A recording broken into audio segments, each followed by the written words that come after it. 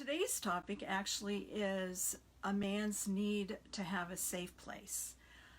When I posted this article on my website this morning, I actually got some immediate feedback about how women need to have a safe place too.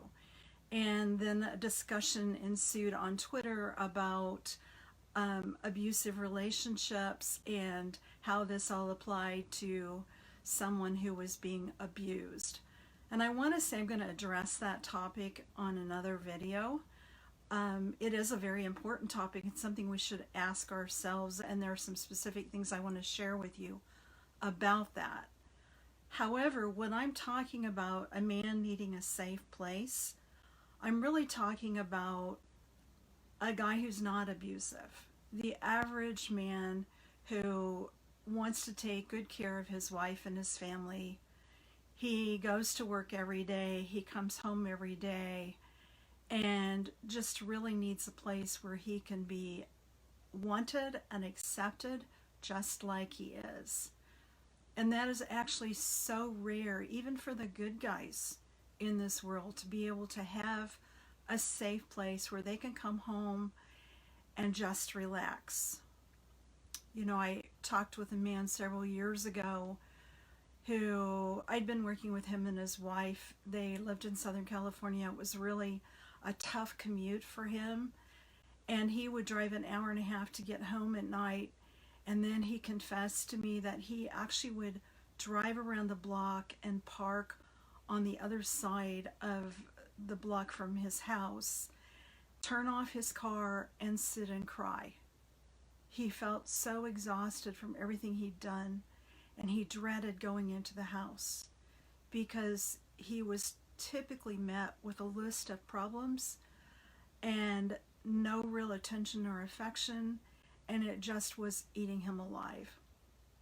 You know, if you've listened to me talk before, you know that men are actually way more sensitive to those kinds of things than we are as women. The problem is that those guys have to go out in this fast-paced world, make a living to provide for their families, and put on armor to protect themselves from everything that's coming at them that's telling them you're not good enough. You are inadequate. You are never going to make it.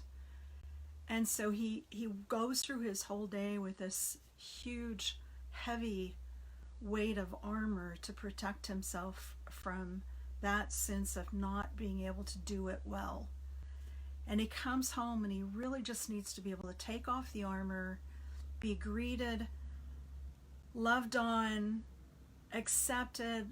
He needs to know that he's wanted, where he can, if he doesn't tell his wife about what's going on, that's one thing. But for her actually to also not even care that he's there or immediately say, hey, I need help with the kids, you know, do this, do that, whatever. And there he is. I mean, it's no wonder that that guy would sit in his car and cry if he knew that he was going to have to go into his house and put on the armor again. It's really, really sad. Now, the flip side of that is also very, very understandable, because you've got a woman who's been either at home all day long with kids, which I did that for 12 and a half years, so I know that can be its own set of nerve-wracking, for sure. And she just desperately needs some help. And so she sees him as the rescuer. He's going to come home and he's going to take over, and he's going to take care of the kids or whatever fire is going on at the moment, and she's going to get some relief because the cavalry has arrived, you know, he's on his way. She doesn't think about what he's coming from. Even worse yet is the wife who also works outside the home. And she comes home, she immediately jumps in, gets into fixing dinner, taking care of children, getting homework done, all of those things. And she seems to be able to do it really well. And he comes home and he can't help. Or at least it seems he doesn't want to help. And that's very, very confusing, because here we've got women that are handling lots of things and they desperately need the help. and the guy's not stepping up and taking care of things. What we don't realize is in those moments, we can turn into attacking, blaming, and criticizing a person. I want to emphasize a person who's already been really beat up and usually has no place else to go to be nurtured, to have those wounds be attended to have somebody really care what things were like. I mean, face it, women are really good at supporting one another. We have lots of ways to reach out, and it's totally acceptable for us to reach out and ask for emotional support. It's not the same with guys. They really don't have a place where they can just say, I feel like I failed today. I feel like I'm not getting it done. There's really no place for them to do that except with their wives. And we need to realize that. Because if we don't know what's really going on with him, we'll just see him as the problem. It's really when we attack, blame, and criticize him for not coming to our rescue the moment he walks in that door, we're actually doing the equivalent emotionally of kicking the man in the groin. Now we've taken away everything, all of his power. I have 3 sons. I actually kicked one of them one time. We were doing some horseplay and I kicked him, and that poor boy, he was about 13 at the time, he dropped to the ground. He could not breathe. It took the wind out of him. We do that emotionally to men all the time when we ignore the fact that they're wounded. It's like saying, kick, get up and help me. Kick, get up and help me. What's wrong with you? It's really, really painful.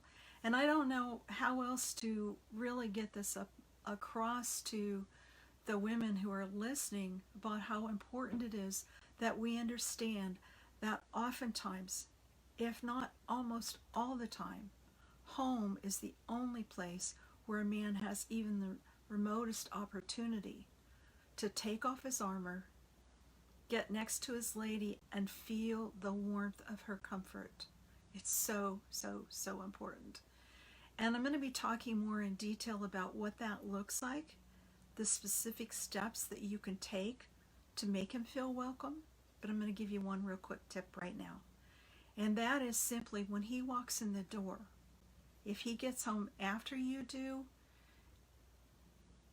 stop whatever you're doing and make eye contact with him and smile. You don't really have to do anything more than that. It's a welcome sign. It's saying, I want you, I'm glad you're here. And when you do that, when he feels like he's really wanted at home, trust me on this. You can experiment, see if it works for you. But when you do that on a consistent basis, he will look forward to coming home. He won't be like that guy that drove around the block and sat and parked his car and cried because he didn't want to go in his own house. He won't be like that. He'll be going, I can't wait to get home and see my wife. And he will rally with this new energy that will make him want to step in and help you with stuff. So that's my challenge for today, is for you to experiment with that. See if it makes a difference and let me know. You can reach me through Facebook Messenger. You can reach me through email, through my website. If you're on my mailing list, you can also text me. But I look forward to hearing from you and the results that you've got. This is not like a really simple thing to talk about. Very often when I make these suggestions, I will get yeah, but from the woman I'm talking to. So if you have a yeah, but, please let me know. Let's have a dialogue about this, because I really want this to make a difference in your life, in loving and being loved, having the kind of relationship that you both have always dreamed of. So again, Dr. Debbie here, and I am so glad you're watching. Thank you so much for your time, and we'll see you again real soon, okay?